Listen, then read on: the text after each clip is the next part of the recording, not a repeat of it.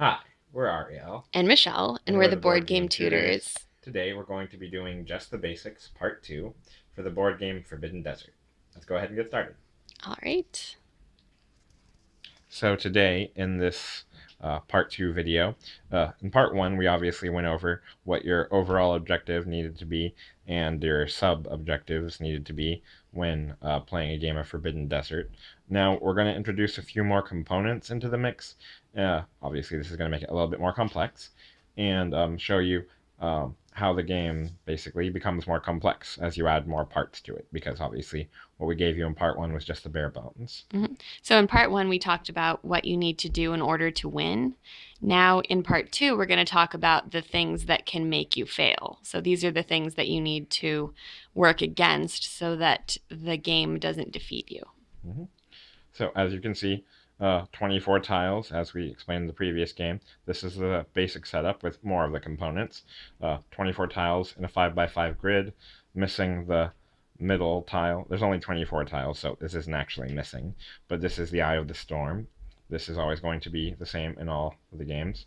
And all of these tiles, desert tiles, they're going to have the desert side face up, and they're going to be randomly assorted. So just throw them around and basically put them face down so you don't know what's on the other side of each tile. And now, what Michelle's going to talk about is the sand, which is a new component. Oh, and just briefly, what we're going to go over today are the sand pile, which is over here, so sand tiles, the storm deck, which is over here, the storm meter, which is over here, basically showing the track of the storm, and this is just an example of one of the character cards or one of the adventurer cards that we're going to talk about later on in the video. Just going to briefly mention this later on. All right, so sand. Okay, so in our first video, we had this grid set up, but we didn't have the sand set up. So normally when you start, you will have sand set up in this diamond shape, as you can see. So all those different pieces. So that shape will always be the same when you start. So right now, these sand tiles these tiles have sand, but they're not blocked by sand. As soon as they have a second piece of sand, you're going to put it with the X side facing up, and that shows that it's blocked. That means characters can't pass through it because there's too much sand. The sand will have to be cleared first. So the way that sand gets added to the tiles is basically in connection with the storm. So when we flip cards from the storm deck, they're going to show us how the sand move, or how the tiles move, because the storm is moving and pushing things around. And at the same time, we're going to be putting sand on the tiles that move. So basically, the eye of the storm is constantly changing in the game. So whenever the storm takes its turn, let's say, for example, this tile gets pushed up because the storm deck told us to push that up. Then you would put one sand tile from the sand pile on top of that piece. So as you can see, it's just one. Like Michelle said, it is not blocked. However, if you added a second, then it would be the red side or brown side that has an X on it, and it would be blocked. Right. So if the storm deck told you to move that tile again, then you move the tile and you add another piece of sand onto it. Sorry to get in your way. And that one will be with the X facing up. That shows that you can't pass through that tile until you clear at least any pieces with X's that are on it. All of these ones that don't have X's, people can pass through those, which we'll explain later on. But yeah, that's that. And how can you lose from sand, Michelle? Basically, if you run out of sand, you're in trouble. And when you actually lose is when you need to go to the sand pile to place a new piece of sand and it's empty. Yeah, nothing. So if you don't have any sand tiles after moving these desert tiles around, every time you move a tile, you put one sand on top of it. If there's nothing to draw from here, you lose the game because you are drowning in sand. Not a good way to go. So let's get rid of that sand for the time being. So that's why we need to worry about the sand. And there is a way to clear the sand as you go along during the game. So that's something you need to pay attention to and make sure your sand pile isn't running out. We'll describe that in our next video. Okay, so here's the storm deck, and this is going to tell you exactly how to move when the storm takes a turn. So basically players will each take their turn. Like I take my turn, then the storm takes its turn. Then Ariel takes his turn, then the storm takes its turn. So the storm goes after each player's turn. And we have over here this meter that shows you how many storm cards to draw. So you can see at the beginning, if you're starting, it depends how many players you have. So there, if you have 2 players and you're starting on the easiest setting of novice, then you're going to be drawing 2 storm cards at first. So you put this marker here at novice. That means it's in the yellow area, so you would be drawing 2 cards at the beginning of the game. And that 2 cards means when the storm takes a turn, you draw 2 cards from the storm deck and take care of each of them at a time. And obviously, when this moves up, then you eventually draw 3, then you eventually draw 4, you eventually draw 5, and you eventually draw 6. And yeah, we'll describe this more in a few minutes. Okay, so let's go to the storm deck again. Okay, so here we have some examples of storm cards, and then we're going to show you how they interact with the tiles. So let's just pretend we had to move 2 cards. We had to reveal 2 cards. So you have to leave that red side face up. So you flip it over here. This is the area you're working on. So this means 1 tile to the left of the eye of the storm moves to the right. So, and that's symbolized with that 1 red cube. So 1 tile to the left, here's the eye of the storm. We move it over, like so. And we go over to the sand pile over here. And we put 1 sand tile on top of that location tile. So that's how the movement works. You find the storm, and then you see the tile that's next to the storm basically following the description. So here you can see that the tile to the left of the storm moves over to the right. And that was only the first card, so now I reveal the next card. Do that again. Make sure the red compass mark is always facing up and don't flip the card upside down. So you can see here, this means 3 tiles above go down. So 3 tiles above the storm. So let's look over here to where the storm is. Eye of the storm. Yeah. So like we move this one down and we move this one down. And as you can see, there's nothing else above to pick from. So we don't fulfill that 3rd one. So whenever there's nothing to move in that direction, then you don't worry about it. You just don't move it. So because there's nothing to move. And as you can remember, these 2 moved. So this one, which already has 1 sand tile, flips over. So that's blocked now because it has 2 sand.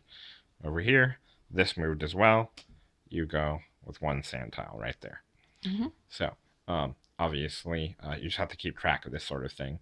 So you can have one person flipping over the card, another person fulfilling the action that the storm took.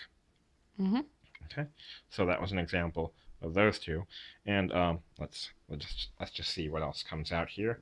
So as you can see, this had 1 tile moving, this had 3 tiles moving. Obviously we only moved 2 because that's all we could do, but that's how many it will vary between. So if you go here, this means 2 to the right of the eye of the storm would move to the left. Flip it again. This means 1 below goes up. So, at any time when you can't fulfill those directions from the storm deck, you basically get a little reprieve, and you don't have to move tiles, and you don't have to put sand. But yeah, obviously, if you have the capability, you must do what the storm tells you to do. Right. So you can see how from these cards, the eye of the storm is going to move around the board. So different areas are going to get overcome by sand depending on how the eye of the storm moves. It's basically blowing sand around. So let's reveal the next card in the storm deck, and this will show us something else that happens in the storm deck. So another type of card that can be in the storm deck is this one, Storm Picks Up. And it tells you move the sandstorm meter up 1 tick mark. Start drawing this amount next turn. So like we said, we have this storm meter over here. So when you see a Storm Picks Up card, you're going to move that black marker up to the next line. So after this turn, the next time that the storm takes a turn, you're going to be drawing 3 cards from the storm deck. So that's what this meter tells you. So if it was Michelle's turn and she drew Storm Picks Up on her turn, then she would still only draw 2 cards because that's what the storm meter said at the beginning of her turn. But when my turn begins, now I will be drawing 3. Right, when the storm comes up next time, after his turn. After my turn. So basically, every time you have a storm picks up card, there are 3 of these total in the deck. 1, 2, 3. It pushes this up 1 tick mark. So as you can see, this will gradually get higher and higher and higher and higher and higher. And if the tick mark ever gets to, so there's 2 tick marks in the 6 area. The first tick mark, second tick mark. If you have to push it up 1 more time, you're at skull and crossbones, which means you died, the game's over. Yeah.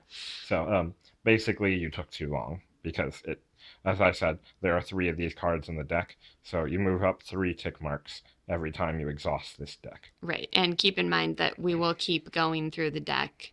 It doesn't end once you go through the storm deck once. You're going to shuffle it and then start the storm deck over again. So this is the second way you can die in the game. Basically, if you take too long, the storm meter grows too high on this meter, and yeah, basically you get to skull and crossbones. Game over. Mm-hmm. So far we've explained that if you run out of sand, if you need to place more sand and you can't, then you lose. Mm-hmm. And if there's the sand. And then if the storm meter gets too high, you also lose. Yeah, over here. So if you go to skull and crossbones, that's also bad. Mm-hmm. So now we're going to describe the third way you can lose the game, and that's with the next card in the storm deck. So this is the one other card that can come up. It's called Sun Beats Down, and it tells you on the card. Kind of reflective. Yeah. Players each lose 1 water unless they're in a tunnel or under a solar shield. So we're not going to explain what that text exactly means. Like, we're going to go over that more in depth later on. Mm-hmm. But the simple answer to what this card does is that each person needs to drink water because the sun's beating down. When you take a drink of water, you move that meter. So you can see that black marker on your card. You have different levels of water. Mm-hmm. So this adventurer is named the Explorer, and he can go up to 4 servings of water, I guess. Mm-hmm.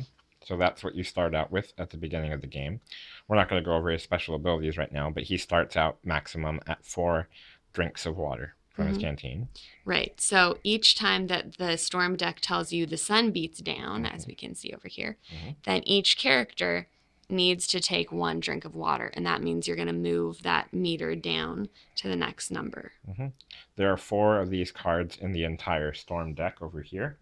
So basically, if this explorer is exposed to 5, I believe, 1, 2, 3, 4, 5. Right. 5 sun beats down cards. He will run out of water in his canteen, and he will die of thirst, as you can see when it gets down to the skull and crossbones mark there.